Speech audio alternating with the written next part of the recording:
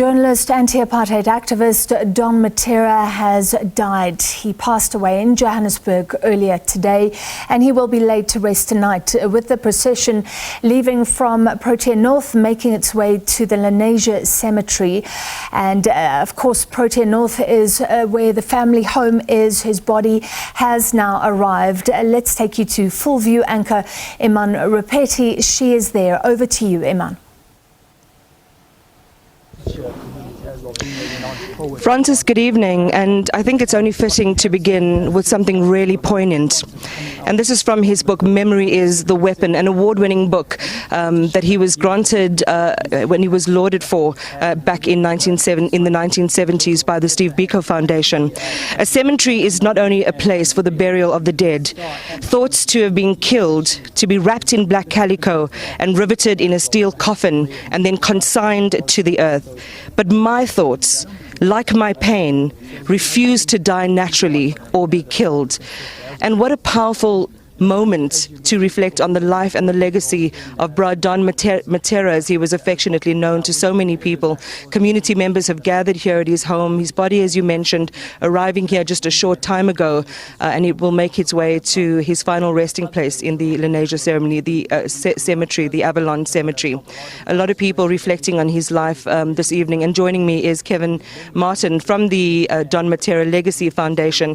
Kevin, when we got here earlier on, so many people just sharing stories on the sidelines of how they will remember Bra Don. What are some of the things that South Africans don't really readily know about his legacy? Oh, Iman, there's so much that the world doesn't know about this man. You know, his humanity, his compassion to the fellow human being, you know, where he comes from, and how people in these communities revere Don Mattera. Yet to the world, and maybe to South Africa, he's known a lot to the world, but not so well known in his own country. So those are the things that I think that we need to reflect on, as we prepare to go and lay him to rest. He had a long history of activism. He formed the Union of Black Journalists. A lot of people don't know that Don Mattera actually was a journalist with the, with the Star, with the Weekly Mail and newspapers, and the Sowetan even. And he formed a number of writing organizations, two prolific writers' organizations in South Africa as well. He had a heart not only for literature, but for the upliftment of writing in ordinary communities. That's correct, Iman.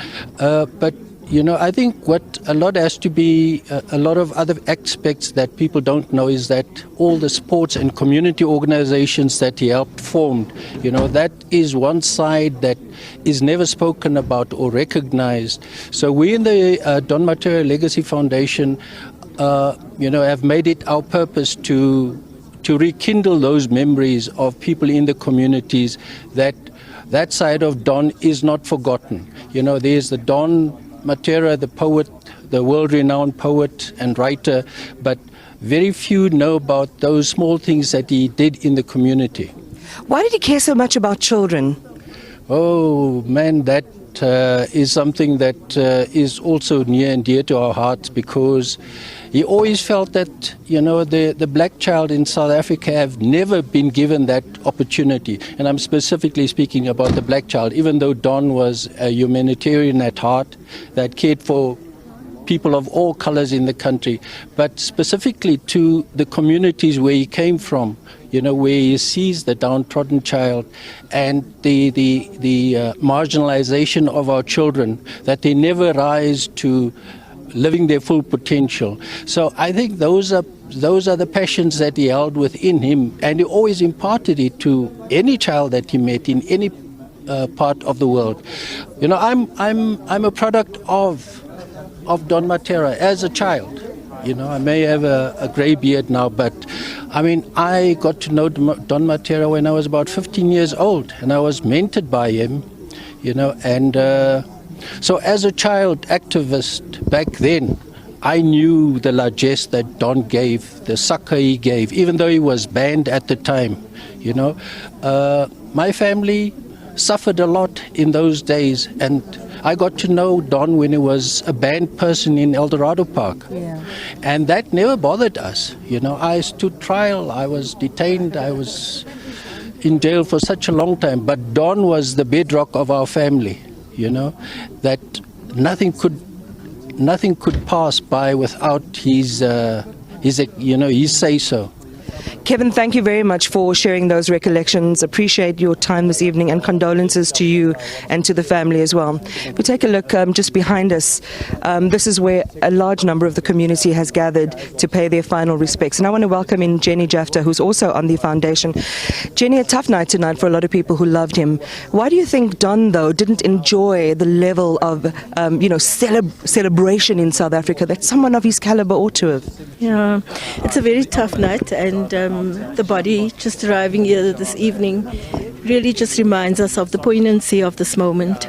It's hard to say. Don was Don was a very humble person. Let's just put it that way. Don preferred being out of the limelight to a large degree. Don did not. Many accolades were awarded to him, many honors were paid to him, but Don preferred to continue writing and living a quiet and humble life. So I think that as much as Don, many honors have been bestowed on him both nationally and internationally, I think Don's life over the past few years was one that was committed to his family, and despite that he continued his writing.